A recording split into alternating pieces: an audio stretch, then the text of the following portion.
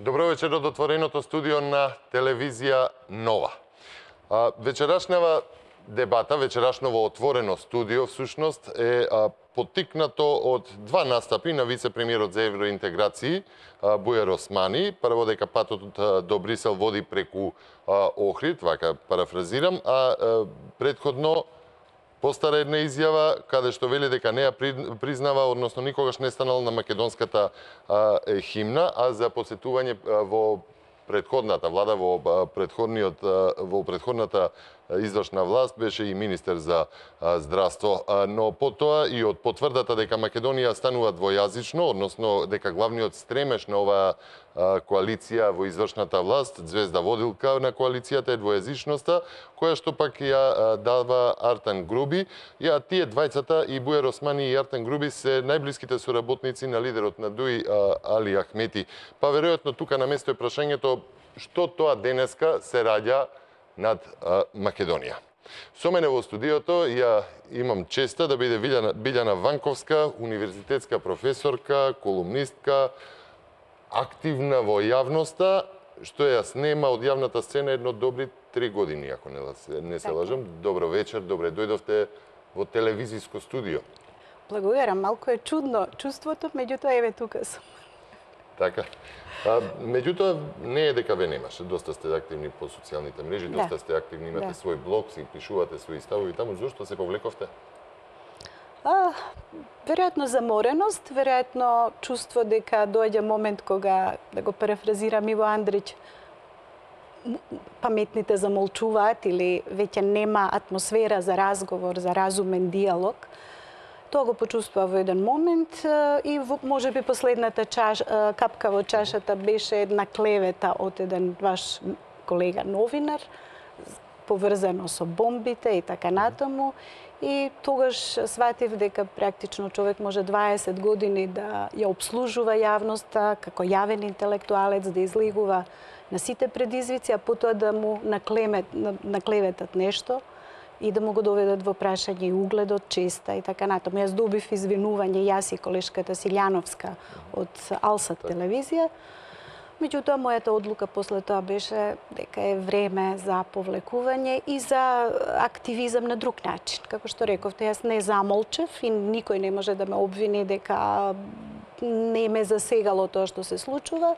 Одлучив да действувам во едно време и преку пленумите, колумните се моја константа, социјалната мрежа Facebook е исто така еден мој мал виртуелен свет, па мислам дека се уште можам да се наречам јавен интелектуалец после се. Така, ајде сега малку за телевизиската публика.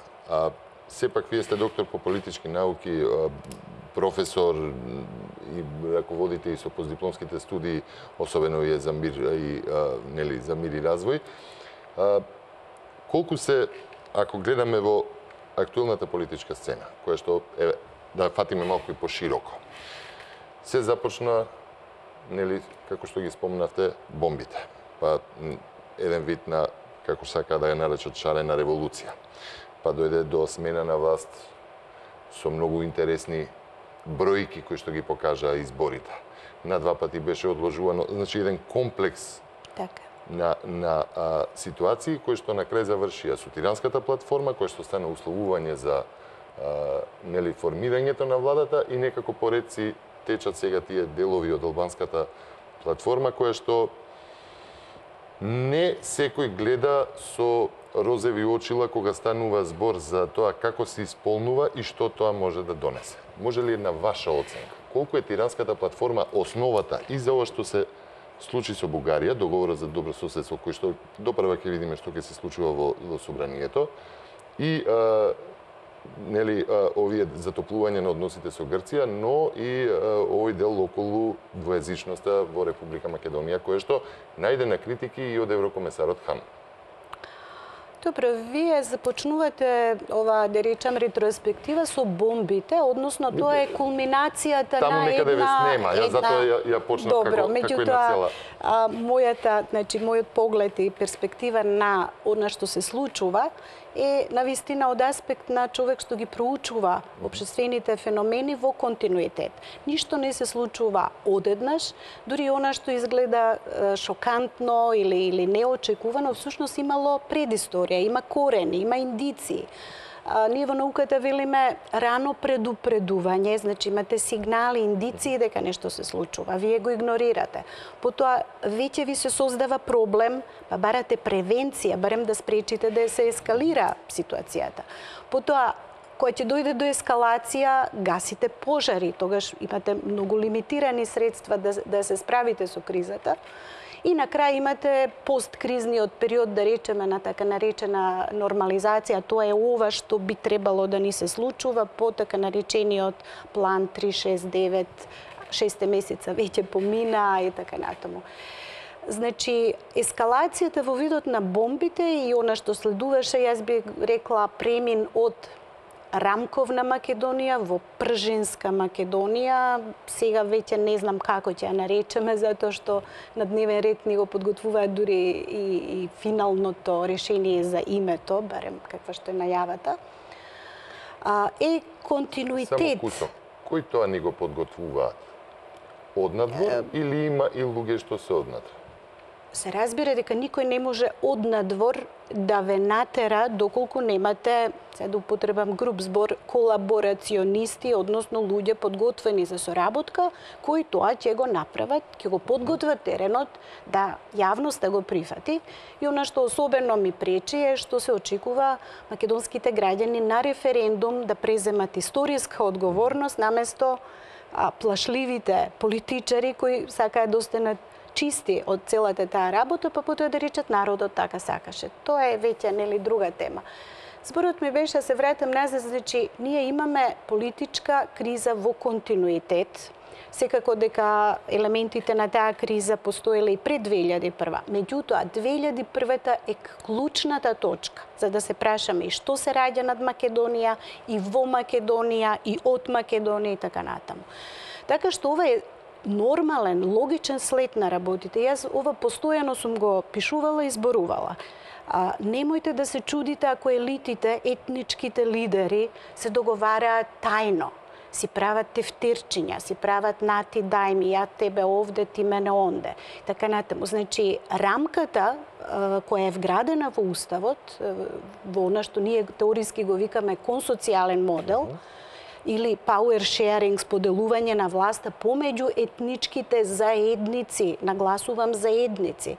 И тука веќе реферирам на она што пред неколку дена председателот на МАНУ го спомна, македонската заедница треба да има разбирање за останатите заедници, за барањата на албанската и така натаму. Значи на ниво на заедници. Консоцијацијата е тоа.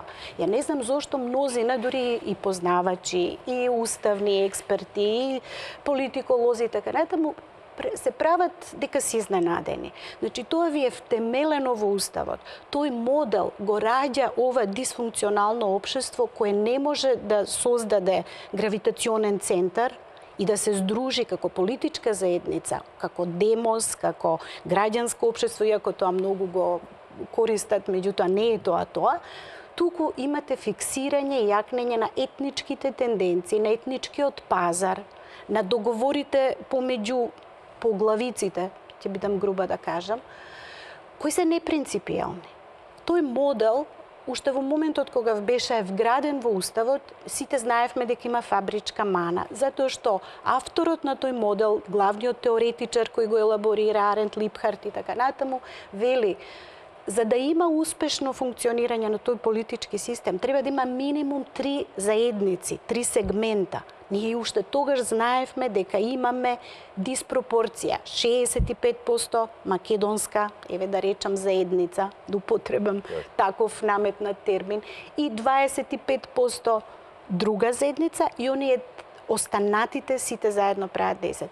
Го немате балансот, ги немате предпоставките за успешно функционирање и тоа логично води до бинационална држава. Ја не знам зошто се луѓето изненадени, зошто се чудиме и за јазикот. Јазикот беше на дневен ред. Зошто е чудењето? Чуденката произлегува ако, нели, толкуваме дека рамката е вградена во Уставот. Да, во Уставот е вградена. И не може така, да се смени, што е најстрашно.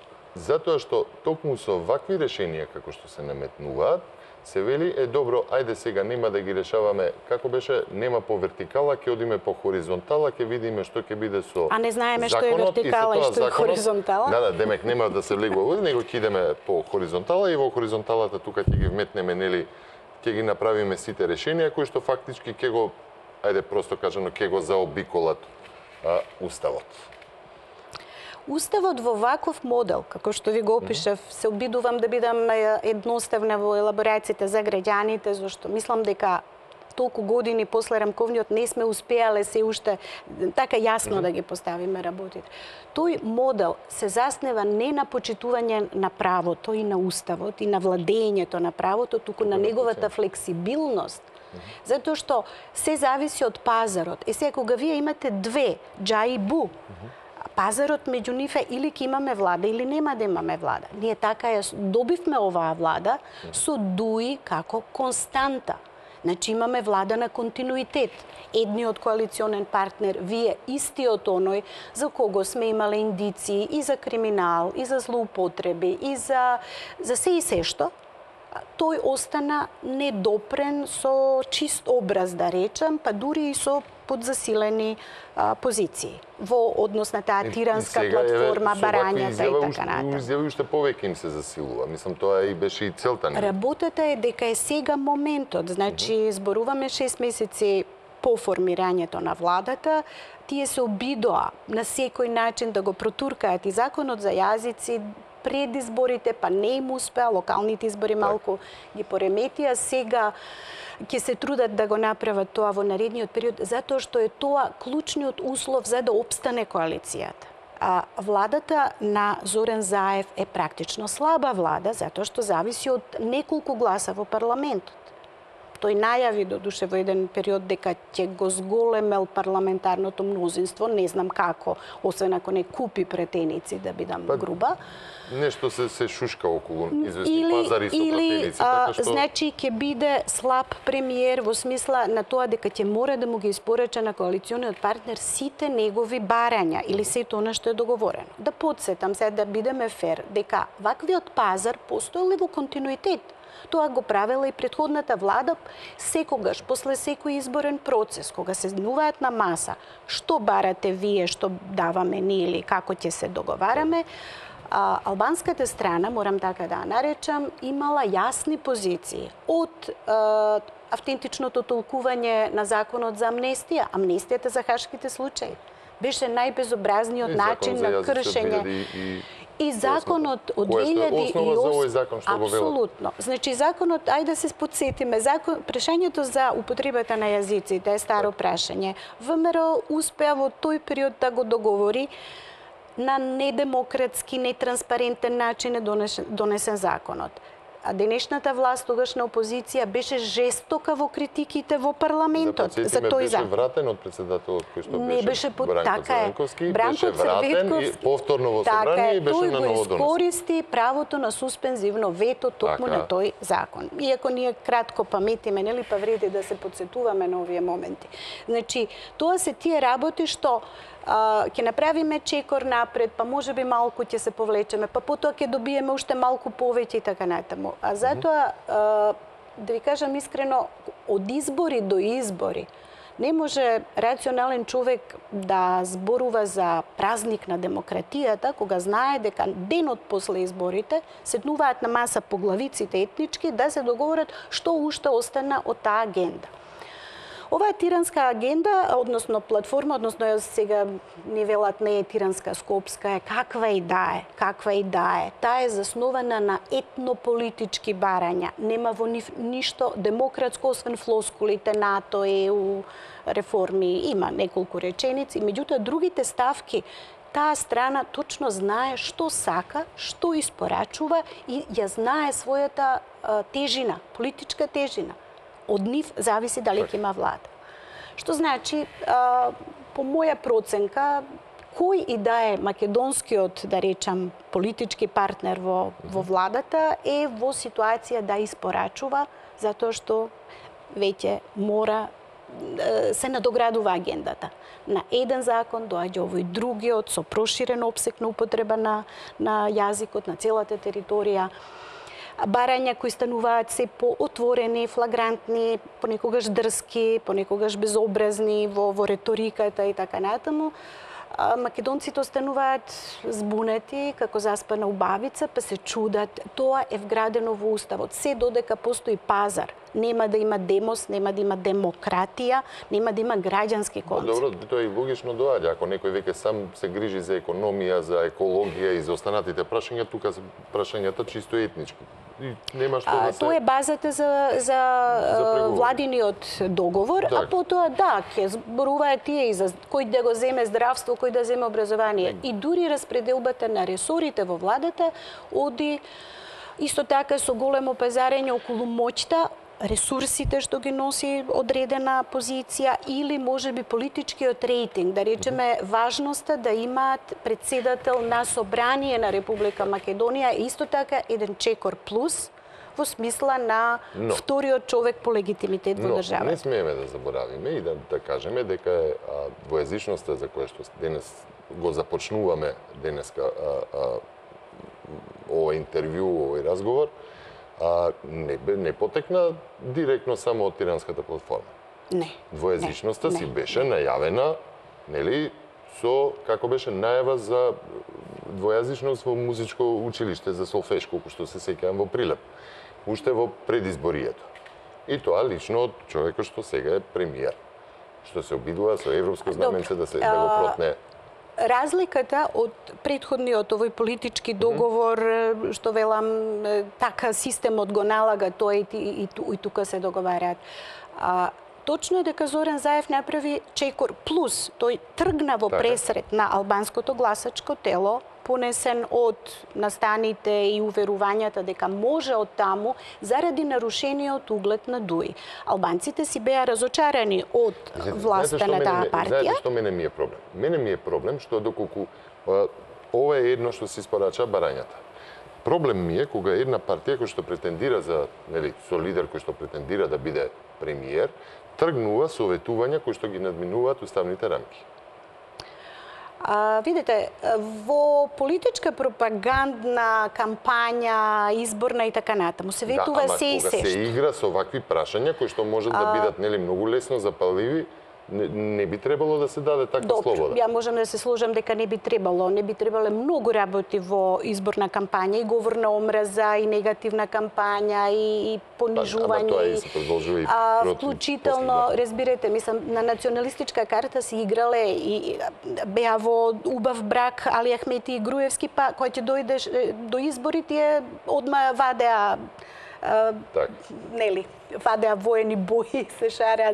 Значи, за да подкренат тензија, за да се продадат подобро на политичкиот пазар, и таа националистичка игра е исто така во логиката на овој систем.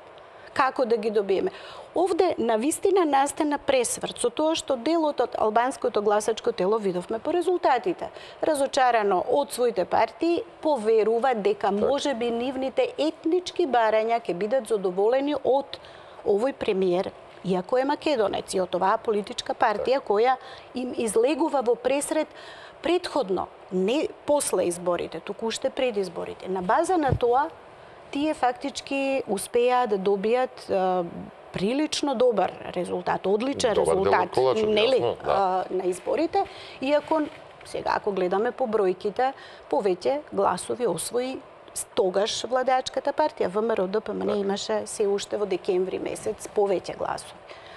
Тоа е промената, сега е прашањето како и дали ова, да речам, македонската компонента од биетничката влада ќе успее да ги амортизира се поголемите апетити и докаде ќе одат апетитите на албанскиот партнер. Ние сега зборуваме за овие вакви етнички важни прашања, меѓутоа ќе има и материјални, и дистрибуцијата на ресурсите, и, например,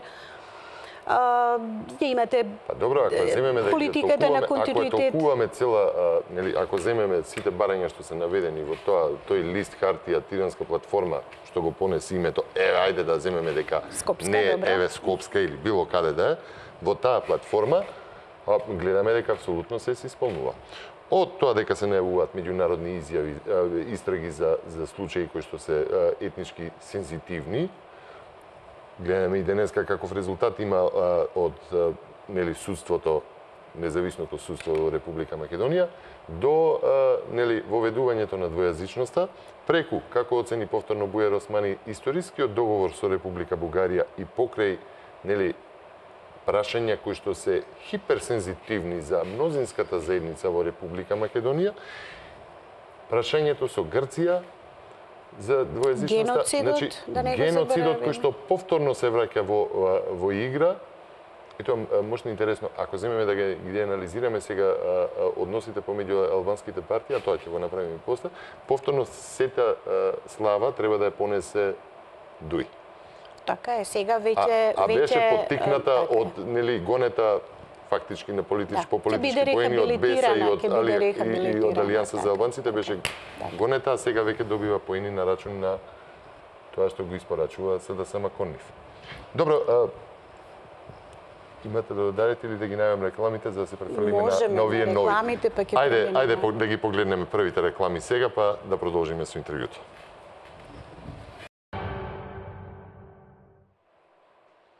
Продолжува отвореното студио. Со мене во студиото е Билјана Ванковска, универзитетски професор, колумнист, активна во политичката сфера преку нејзини критики, добронамерни, односно го дава своето мислење во јавноста, меѓутоа ја снема од овие нели традиционални медиуми, повеќе беше активна на социјалните мрежи. Ова е прво појавување после 3 години и затоа ќе ја искористам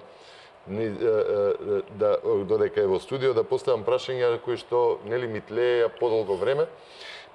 Зборувавме за воинствените бои и за платформи етнички кои што се наметнуваат со секое ново формирање на влада во Република Македонија по 2001 година, односно после моментот кога беше наметнато да има коалиција помеѓу од нели македонци и албанци во Република Македонија и секоја влада нова се имаше нови Добро, тој прашања. дел ни бил континуитетот. Континуитетот? Почетокот, меѓутоа... Интересно беше да. кога ги спомнавте воинствените бои, ме подсетивте на 2012 година кога изреагиравте на парадата на албанското знаме на 100 годишнината од формирањето на албанската држава, кое што се одржа во Скопје, мислам во салата Борис Трековски, во спортската сала Борис Трековски, кога постоеше на парада со нели обележја, знамиња, шарени по полицијата воопшто, да речеме Да. дури и беше предизвикувачки, беше провокативно и Видите, беше... дури зошто беше прво одржана во Скопје со присуство на лидери од регионот. Не, тие направија практично патувачки циркус. Централната прослава беше во Тирана, потоа во Скопје и во Приштина. Так. И сите лидери од, како да речам, сите албански земји практично се појавија на сите тие Уште тогаш ги настани. најавивте овие случувања сега, тоа ми беше најавено. За жал, ја многу работи сум најавила и знаете се, тука може би треба да кажам кога ми велат луѓето, ама тие очекуваат кога нешто прогнозирате се случи утре и ќе ми рече, па гледаш дека нема војна?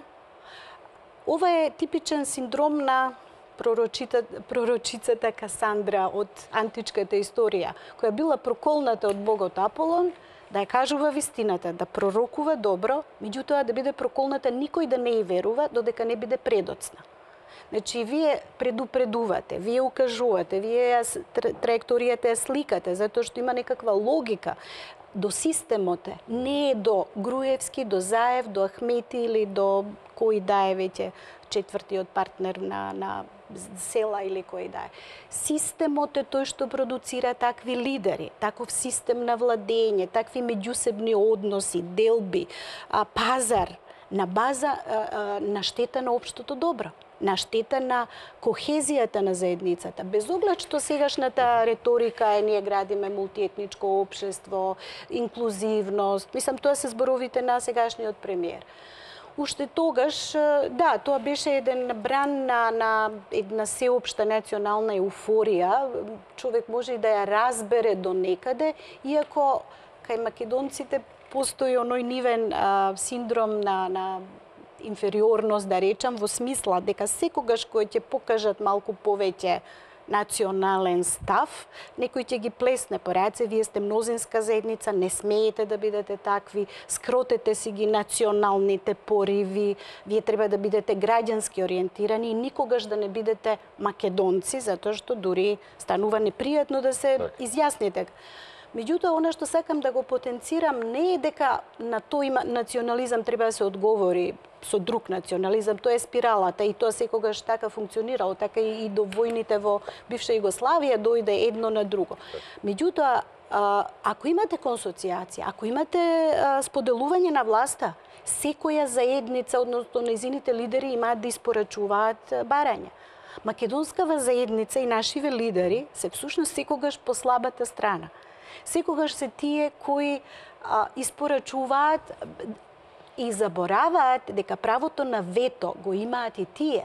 Затоа што секој од нив може да каже, сега да, ама за да го имате тоа ефектуирано, треба да постои минимум диалог помеѓу етничките лидери во македонскиот блок. Тоа значи Груевски, Заев или кој да е, велам, не ми се битни имињата, битно е, имаме ние црвена линија, односно имаме ние став по ова прашање, дали нам не значи ова многу? Во тој случај нема да одиме во законски проект, во договарање и така натаму. Тоа е логиката на консоцијацијата. Верувајте дека не ми се допаѓа ова што го зборувам и сега мнозина може да речат ај оваа националист, па сега бара ние македонци. Добро, ако не Уставот го бара тоа. Логиката од системот го бара тоа. За да излеземе од тоа опасноста да бидеме оценети како не ми е мене тоа проблем. Ајде вака сега. Ако велиме инклузивност, велиме дека постои она тапкање по рака, па дури и по глава, никогаш да не се биде македонец, дека дури и мнозинската заедница секогаш испорачуваат, а имаат право на вето, може ли да побараат, барем во тој случај, во ред, барем дај да застанеме во овие односи кои што сега излегуваат од границите на Република Македонија? Затоа што и добрососедството со Бугарија, како што напоменав, и разговорите со Грција се дел од платформата и веројатно голем дел и улога игра токму платформата во таа насока. Тоа е сложен мозаик Дали во насока на таа коалиција сега фактички брзањето со договорот со Бугарија е некако резултатот од тоа?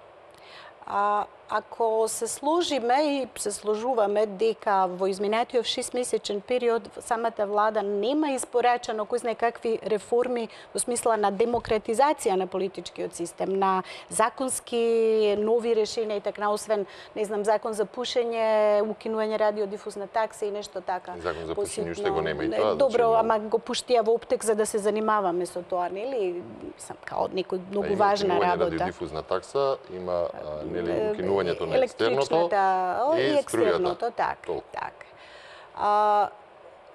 Целиот акцент е ставен на надворешно политичката активност. И тоа во еден исклучително забрзан период. Значи се стеснува, се води кон некој, ја кога на почетокот го спомнав и името, како нешто што се очекува. Тие веќе е отворено. Политичарите го најавуваат во рок од 4 месеци. За кои реформи пофали Хан? Хан, не можете да го земете... Како инсерт во вашиот одговор. Што пофали Хан? Еве, вие имате напредок во реформите. Во кои реформи? Кога вие сте чуле некој европски комесар да не им рече на овие наши слаби ученици, лидери, да им рече, добри сте, ќе ви дадам цветче на рачето за да работите подобро, да ве стимулирам да бидете... Во ваква ситуација цветче на рачето не, затоа што следниот ден излезе и рече европското знаме се злоупотребува. Каде е напредокот? напредокот? Значи, од една страна ќе стапи морков, знаете што е тактика. Значи, морковчето е наградата, што сте послушни, па ќе ве пофалам. Па еве ќе ве охрабрам. Тоа го зборува и дел од нашата јавност, вика па да им дадеме време, па сега дојдоа на власт, па чекај. А додека ние им даваме време, се решаваат и ото што мене ми пречи е. Не можете вие во надворешна политичката агенда да туркате толку интензивно, без при тоа да ја имате консолидирано домашниот двор. Значи, домашните главни задачи ги немате решено. Почнувајќи од она што го гледаме сега, буџетот што планира, каква е редистрибуцијата на средствата и така натаму. Значи, тоа се животните прашања за граѓаните.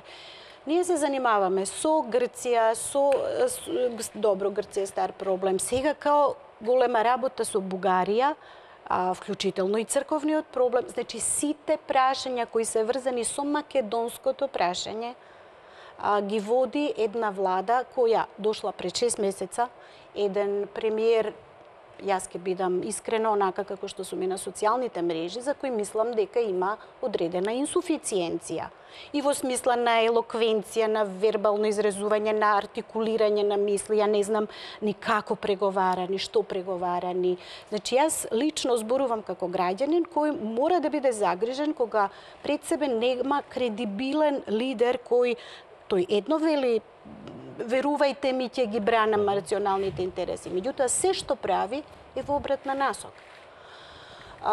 Помалку е шокантно да видите пречек на бугарски премиер во манастир и кршење на секуларноста, на принципот на секуларност, на уставноста на оваа држава, со сите тие церемонии таму. Зошто? Затоа што Зоран Заев бил верник. Зоран може да биде верник 100 пати, меѓутоа Заев е премиер. Посетата на манастир и не е нешто ново.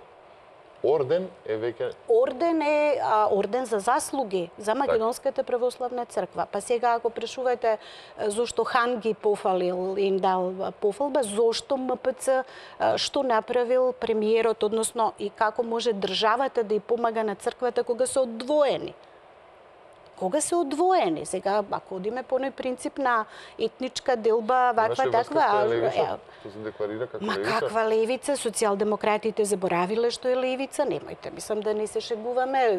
Социјалдемократијата и конзервативците се како Пепси и Кока-Кола. Па сега, ако вие тука наоѓате некоја финеса во вкусот, тоа е умешност да ја најдете. И јас лично никогаш не сум имала ни илузија дека е тоа лева идеологија. Само на празни зборови, залетот што го добија со шарената револуција, тука малку им помогна да се брендираат во таа некаква насока, меѓутоа мерките што се преземаат се далеку од левичарски. Ако добиваат пофалби за реформи кои што не постојат, и ако веќе оценуваме дека ништо не е направено, освен надворешната политика, која што нели ќе им ги отвори вратите кон евроатлантските интеграции, кои што пак се треба да се према.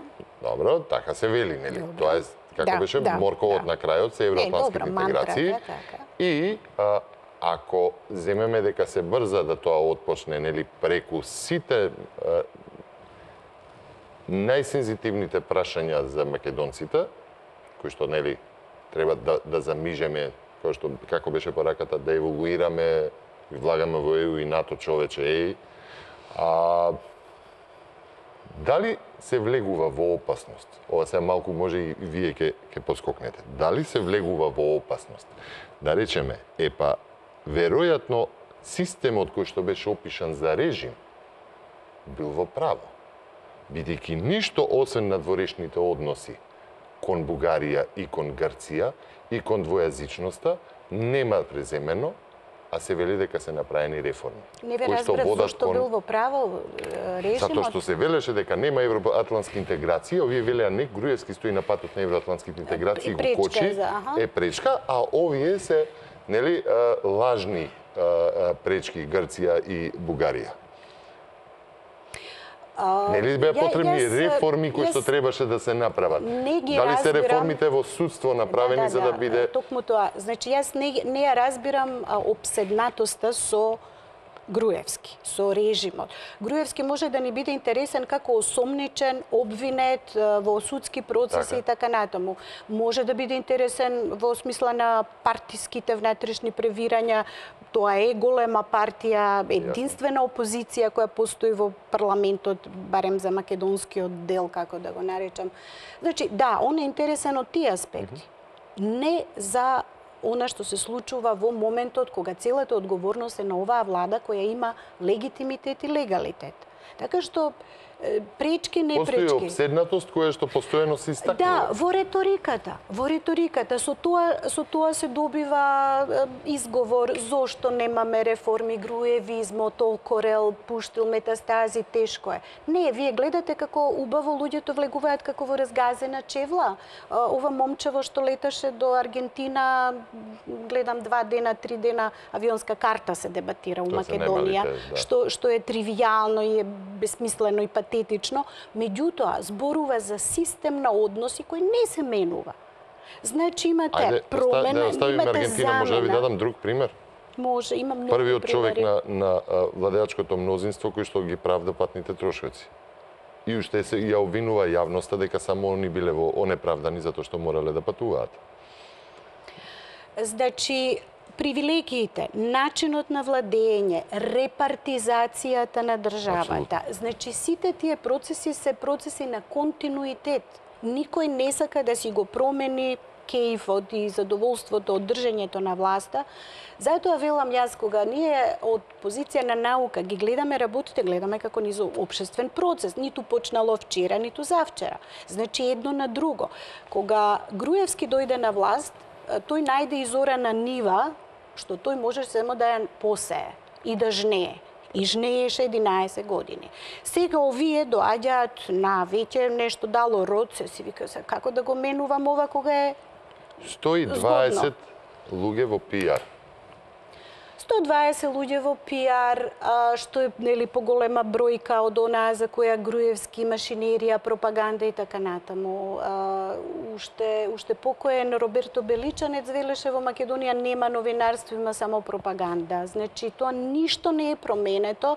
Веројатно и бројкава не е дека тие имаат некаква стратегија медиумска да не ги перат мозоците, иако ќе им треба заради овие надворешно политички прашања да држат, ама не гледам дека се многу успешни, затоа што овие ликови не поминуваат кај обичниот човек, некој твитераш, некој дечко на Фейсбук или што. Мислам, тој не може да допре до обичниот човек од нели врзан за земјата со некои традиционални своји сваќања вредности. Дали за да не помине? Тоа е агенција за вработување. Дали можеби отварањето на Волку драстично, повторно ќе кажам, сензитивни прашања како договорот со Бугарија, кој што предвидува отварање на македонската историја еднострано, отварање на македонските медиуми кои што они ги имаат право нели да посочуваат што било што не било. Тотално асиметричен.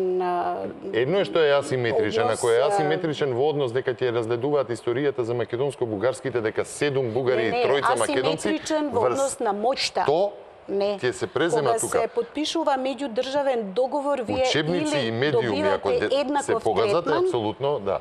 Или не го подпишувате. Значи, дали може би затоа не поминуваат од вие 120, 240, 360 пиер, колкав и да е? Колкав и да е, не може да помине. Вие можете, како беше она, да лажете еден број луѓе одредено време, повеќе, меѓутоа не можете цело време. Цело време ќе дојде денот на испорачување на сметката и резимето. Тоа се наближува и мислам дека кулминацијата секако би дошла, поврзена би била со името. Она што мене ми се чини и што всушност и ми пречи е дека надворешната политика не се надоврзува на внатрешната, обично е така, имате некаква кохезија, имате диалог, имате национален интерес, имате консензус околу нешто, од тоа, значи јавноста го прифаќа и потоа одите во тие надворешни односи. Ние имаме мантрата ЕУ, НАТО, нема друга алтернатива, меѓутоа чекорите до таму се разликуваат затоа што имате сериозни пречки. Ова што сега се прави, секого го доведува малку во забуна дали се испорачува нешто што е однапред ветено. Имате такво чувство? Имам чувство такво, се разбира. Се разбира, затоа што вие така главом без обзира, што би рекле србите, одите во некакви авантури кои биле жешки костени за сите пред вас, и за Црвенковски, и за, да не ги редам, други политичари, сите се запирале до една точка кога вели, чекај да видам јас да не се ризикувам, да не се преиграм. Многу е интересно што истите оние што го критикуваа договорот, односно не, тогаш беше декларација за добрососедство со Бугарија, и сите што било каков однос кон Бугарија, па дури и самото ВМРО беше обвинувано за пробугарска партија, која што еве сега ќе не спои и дрве и камења се фрла, сега сите истите некако замолкнаа. Добро, тоа е тој дил, тој договор дека сега треба да се представи како голем успех, решителност, лидерство и така натаму. И знаете, помалку е смешно, пред неколку дена беше премиерот во Србија, од каде што гордо ни најави дека ги заштитил малцинските права на македонците во Србија, што се едно беззначајно тело како процент. Беше отворено прашањето за македонското малцинство во Бугарија кога беше... Тоа сакам да ви кажам. Значи, ваму вие одите во Србија и кажувате немојте да се секирате, ние македонсково малцинство таму го штитиме. Од другава страна прифаќате дека нема малцинство, ги имаме и овие интервјуа за бугарските медиуми и така натаму. Значи, едно тотално или неснаоѓање, или одење во насока на испорачување на нешто што е ветено, со гаранција дека ќе има бекап, ќе има грб, ќе има поддршка и дека е тоа можеби добро. Знаете, како шок терапија, како ампутација, да ве доведат во таа ситуација и вие да после немате каде, практично. Тоа е она што ми се чини се случува. Зошто? И сега ви кажам зошто, затоа што постои вакуум, нема контролни механизми, нема опозиција, имаме номинално, меѓутоа таа помалку ми наликува на она војничето во Словенија, они се као отцеплjuju, ми као не дамо, нешто се преправаат. Ми се чини дека сето ова глуматарање и во парламент и надвор од него, дека бранат национални интереси, е глума. Ништо повеќе. Значи, те немаат кредибилитет. Опозиција во едно општество не е само партијата, опозицијата е јавноста. Во демократијата. Ако јавноста во демократијата, во поблиската историја, беа студентите и професорите и интелектуалците, кои што во едно време беа подоста погодени, така и се отвори еден фронт на 5 фронта кога почна да игра тогашната власт, кој предизвика, нели, социјален немир и беше апсолутно, си пукаше во нога, си пукаше во нога и од тука проттекна и таа шарена револуција, после која што беше преземена, нели, меѓутоа тоа беше основата. Така. Каде се студентите, каде се професорите, каде се институциите, таа јавност интелектуална која што да не се лажеме. Сега да не се лажеме. И со вас кога комунициравме по телефон, кога се убедувавме за ова интервју, претходно разговарав со многу интелектуалци кои сите имаат некако, меѓутоа некако се повлечени.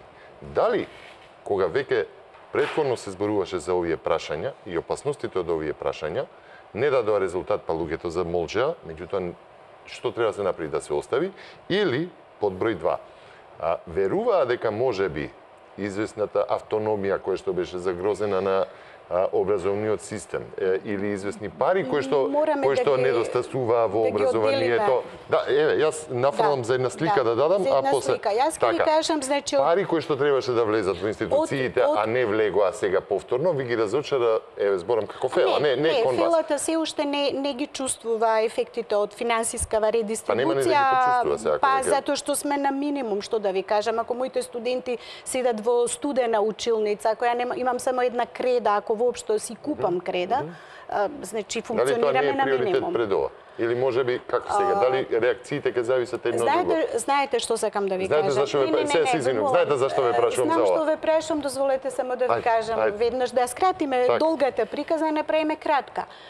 привид. Знаете што е привид? И оние фантастични сцени на кои јас сум учествувала и кои до солзи ме доведувале од трепет дека ги гледам младите полици разбудени, елоквентни, стамени, едно цвекенце не згазија, мирни протести, достоинствени, бараа свои студентски права. Излеговме и ние професорите и во знак на солидарност, потоа почнавме да биваме заокружувани така натаму, не е битно, ајде, и тоа помина и така натаму. Постоеше некаков интерес на една фела. Во тој момент сосема легитимен, затоа што владата си пука у вода. И онака универзитетот дише на шкрги, таа го фатила да го дави и да му наметнува државна контрола и така натаму. Тоа се стои и држи. Меѓутоа, киднапирањето на автентичноста на тој процес е погубно. Затоа што никогаш порано немало така спонтано будење во една позитивна смисла. Каде се сега? Па лажно било, тоа сакам да ви кажам. Таман ако цвеќенцето почне да расте и вие го сосечете, не може да очекувате пак да ви процвета на пролет. Немаше пролет.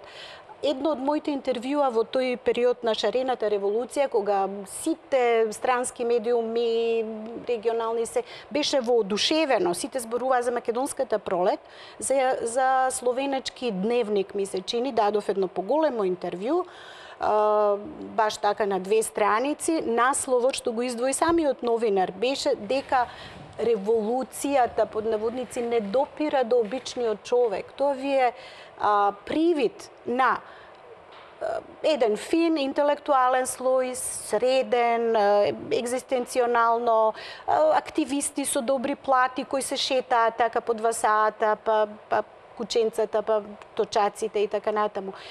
Тоа остави привид кон надвор, остави привид и кон внатре дека нешто се случува. Меѓутоа фактот дека е сега молк, дека главните луѓе што беа во првите редови се кооптирани од системот, во пратенички клупи, во советнички клупи, во пиар клупи, во се и се што го шмука тој арсенал системот. Пленумецот младо едно момче кој влезе во мојот кабинет да ме замоли, се уште се сеќавам на неговата возбуда, на солзи во очи, на неговиот искрен оној порив кога бараше поддршка од професорите, сега работи во едно министерство. Значи, тие, сакам да кажам, што беа некаква, да речеме, можеби авангарда, набргу спласна ова, се претвори во политичка револуција, движење, whatever, сега се веќе вработени, веќе се кооптирани од системот. Ја кога ги прашувам, имам среќа да или не среќа да предавам во прв семестар на прва година, политички систем, елементите да им ги објаснам на политиката, ги прашувам, меѓу другото и, сте чуле ли вие за студентски пленум? Сте чуле ли вие за студентски активизм? Знаете ли нешто за тоа? Еве, оваа генерација прашува. Едва и 20-тројца дали слушнале за тоа. Идејата на пленумизацијата на студентското движење, на активизмот, еве во најдобра смисла на зборот, беше да се негува, да се пренесува од постарите 4-та година на оние од 1-та година. Нема се тоа. Се пренесува во влада. Се пренесува во влада и сега нема кој. Сега нема кој. Се вративме на сегашни Square One, актуелните што ви состојби. Ако тогаш беа внатрешен проблем, сега имаме, мислам, доста прашања кои што задираат во идентитетските прашања кои што нели изискуваат нешто порив однатре за да нели се бунтува човек ако му се загрозени. Да, ма Каде се професорите, повторно ќе прашам. Професорите, оставете ги професорите, тоа се обидов да ви кажам, тие ниту биле револуционерна авангарда, револуционерна во смисла на интелектуална, не на менување, рушење на режими. Тие се кетмени, тие ви се конформисти, тие ви се салонски интелектуалци. Го спомнавте претходно Ману. Ману собранието го имаше одложено за да не побара. Оставете го Ману, значи од молчењето од време, не знам, на лустрација на мртви писатели до се што се случуваше, молчеше, ескивираше, наоѓаше мани. Наоѓаше начин да ескивира. Така што јас не очекувам ништо од Ману, не очекувам, верувајте, ни од мојата фела. Она што ми е жал е пропуштената шанса. Јас мислев дека ако се негува еден начин на критичко мислење, на артикулација, Коректор на било која власт. Коректор, така е. Овие ќе сгрешат, пак им станеме, пак им кажеме. Сега има фалби дека пак им станеме, сега лесно стануваме, гледам дека тоа лесно станување малку е... Не, мислам дека обичниот граѓанин сега, ако зборуваме ние за некакви елитистички кругови, па дал Не пак ќе само се елитистички, диgne. Не е тоа. Тоа не е тоа. Тоа е врвот на сантата мраз, она доле останува зачмаено. Јас зборувам, ако сакате критички и активен граѓанин, вие морате до секого да допрете, до секого, добро не 100%, буквално, ама до што поголем број на луѓе, особено оние кои се и маргинализирани социјално, запуштени, несигурни, уплажени. Мене ми е лесно да сум интелектуалка. Мене не може да ми дадат отказ од работа туку така. Да чукнам во дрво, ама мислам не можат. Сакам да кажам, лесно е да си критичар или јавен интелектуалец или бунтовник кога ти е социјалната позиција гарантирана. Јас зборувам активен граѓаник имаме тогаш кога тој нема да се плаши дека ќе го изгуби и своето службеничко, работничко место или било какво. Ние имаме замолчена јавност. Од друга страна се случуваше паралелен систем на протести. Едни протести, контрапротести. Цело време функциониравме на два колосека. Така? Вклучително до ескалацијата, до кулминацијата во април, 27 април.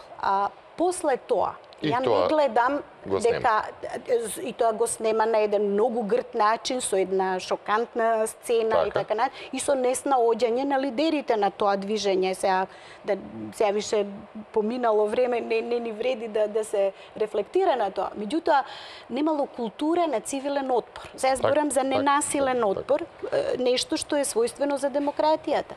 Значи, треба да знаете колку упорно, како ќе градите сојузништва, како ќе се ширите, да не премине во насилство, а да извршите значителен притисок на власта. Сега сме ние како издишан балон.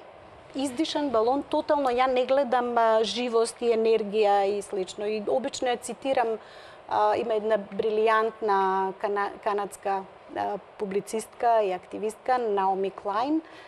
Книгата нејзина Доктрината на шокот е нешто што јас сега го гледам во Македонија. Кога ќе шокирате, она прави метафора со електрошок, кога почнуваат таму 50-тите, 60-тите години, кога тука сме некаде кај електрошоковите. Значи она ги прави како студии на случај од Чиле што му се случи со Аленде и така натаму, па се до Шри-Ланка, цунамито и така натаму. Кога една нација е обезглавена, кога е шашардисана, кога е тотално издишана, кога како се да е исцедено од неа, поради долга политичка криза, поради долга неизвестност, поради долго менторирање, туторирање од надвор.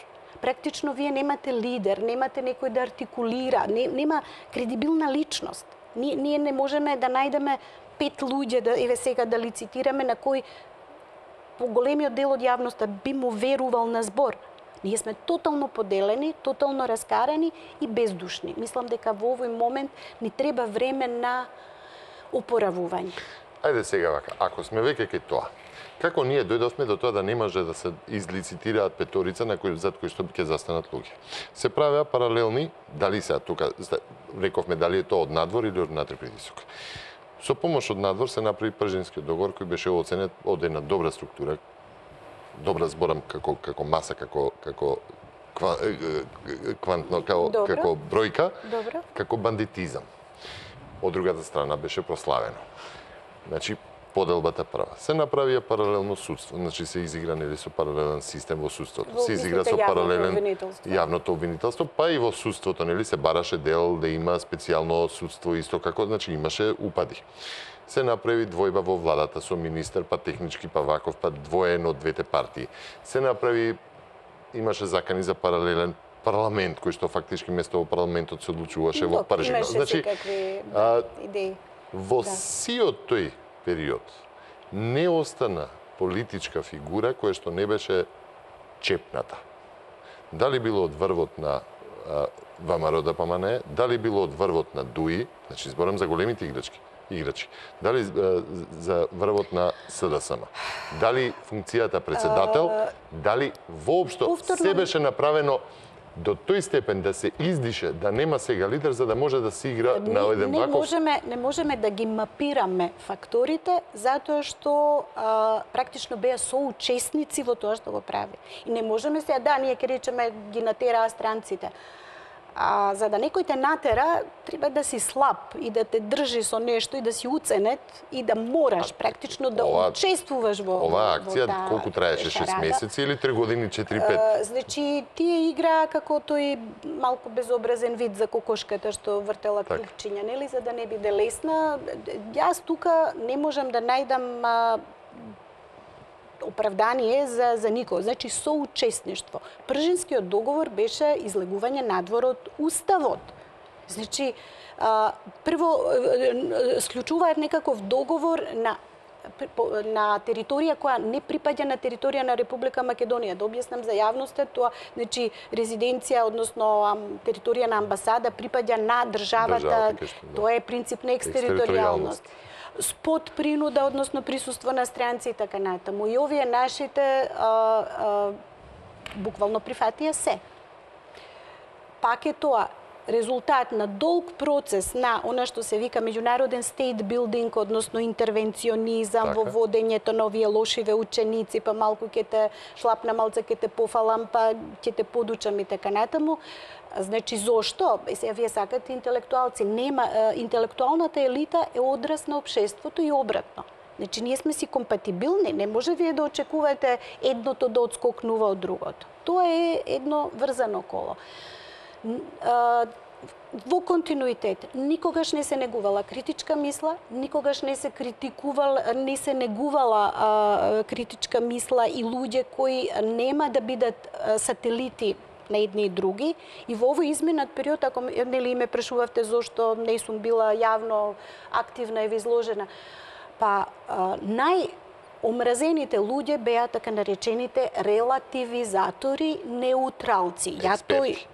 Експерти е погрден збор од поодамна. Меѓутоа, овие неутралниве не можеше да им се прости. Зошто не фатиле страна? И секоја страна можеше да ги стави у сендвичи, да ги... Така не се гради ни интелектуална елита, ни никаква. Ванковска, време е за уште малку да одмориме со вода. Следува уште еден блок на реклами, па продолжуваме потоа. Валјда, веројатно ќе дадеме одговор на ова прашањето. Ајде рекламите да ги видим уште еднаш. Последниот дел од ова вечерашно отворено студио со мене е професорката Билјана Ванковска. Разговараме за актуелните случувања во политиката, која што, како рековме, е повеќе насочена кон меѓународните односи, односно кон она добрососедство, кое што е поттикнато, сега да му додадам уште еден дел за овој трет, како беше Македонија е виновна за се или Македонија не може да не е виновна за се, со кое што се влезе нели во изборите во декември. Реков, во овој дел треба да дојдеме до одговор на прашањето што тоа денес се раѓа над Македонија. Меѓутоа, еве, си патиме ли од потребата за мит, за глорификација на лидер? Читам дел од колумните на провладините медиуми, каде што дури овие зафати и покрај големиот шок и критика кој што знаете како известни диви животни кои им светнат фаровите се укочуваат во место, и мене на тоа ме потсеќа македонската јавност во моментов. Па ајде нема да читам за делот, нели, како тоа се глорифицира лидерот. Се создава ли една лажна слика? Постои ли потреба од такво глорифицирање, од митологија за лидер? Постои во слаби држави, постои во држави во кои нема демократија. Да речеме орденот даден во манастирот е дел од тоа?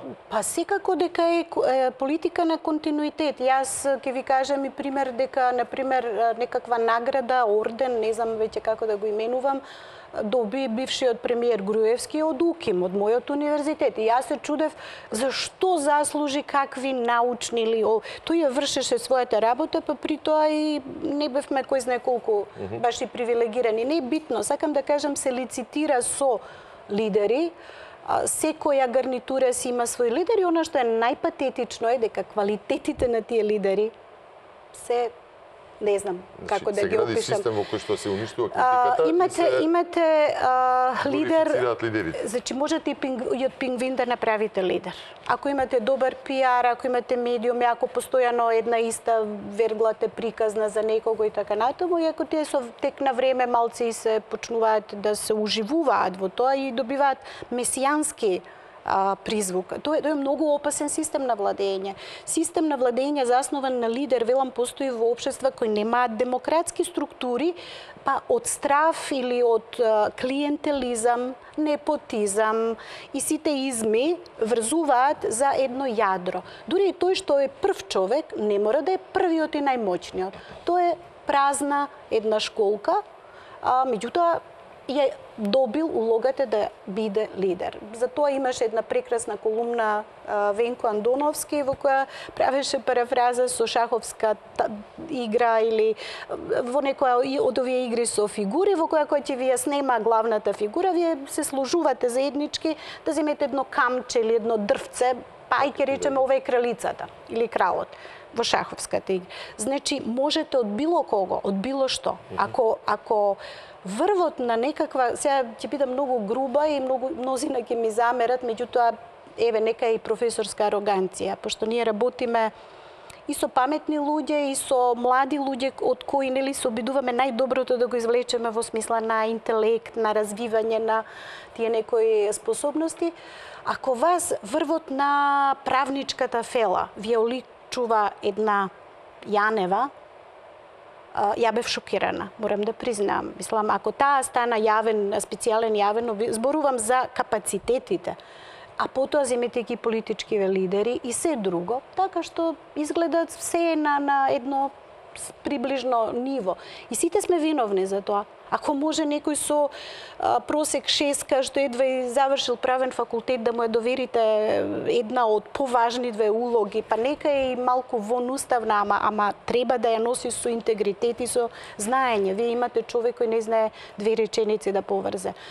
Премиерот е, тоа веќе го напишав неколку пати, нема да биде шокантно ако го кажам и вака вербално, беше страшно да го гледате во Обединетите нации, мислам како крши јазик, како може да не најдете еден човек, лидер у партија, во толкава партија, да не го одберете најдобриот. Тоа ви зборува дека нема систем на позитивна селекција, на стимулирање, на кадри кои ќе го носат товарот, ама вистински ќе го носат. Со визија, со елоквенција, со знаење, со вештини, со се. Вие имате буквално секој може да биде лидер. Ако се договорат во даден круг, ќе бидете лидер, ако не, тоа е тоа. Во насока на главното прашање кое што стои на Кајрон доле цела вечер, ќе го парафразирам Љубиша Георгиевски, нели, професор и режисер и политичар, садор, кој што вели СДСМ го изгуби митот на државноста. На државотворна партија. На државотворната партија, на државотворноста, кој што сега се тркала по улица. Има ли кој да го фати? И па сега видете, ако ВМРО го изгуби митот на патриотизам, затоа што видовме како неславно завршија и во некои клучни моменти подпишува, се пренемага, го обвинуваа Заев за виткање кичма, тие подпишуваа и виткаа кичма и сето тоа. Тогаш и овие го изгубија истото. Така што од аспект на Македонија е поразителна. Се согласувам дека во моментов ги нема двата пилара. Едниот е државата, ама не во смисла на столбовите, имаше добри забелешки за тие наши употреби на англицизми.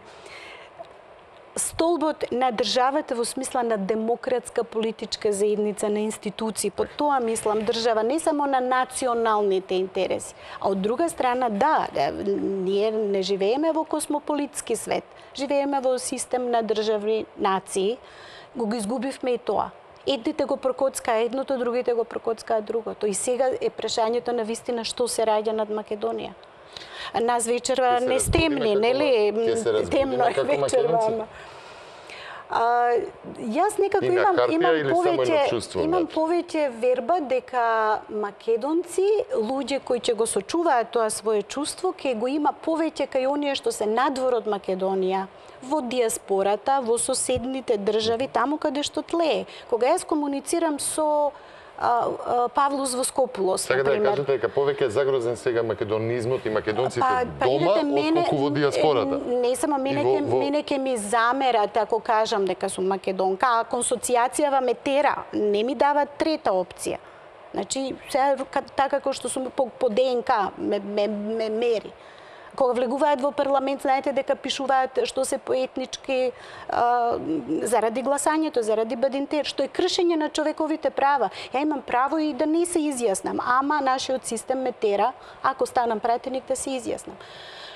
Овде имате дефанзива, имате притисок и немате артикулација, нема кој да го соопшти ова другата страна на равенката. Од надвор исто така ви прават некакви комбинации, па добро, голема работа ако ви го сменат името, па што сте запнале толку. Јас мислам дека тоа пакет на повеќе за македонштина, тој збор го потребува Павлос Воскопулос и јас му се воодушевувам со каква топлина, со каква звучност, убава мисла, значи не националистичка, ама вистина македонскиот идентитет за кој тој се бори во една држава која е недемократска, која не ги признава малцинските права, значи тој е исклучително храбар човек, вреден во смисла на нели она што го прави ви може да членка на Европската унија и на НАТО. Апсолутно.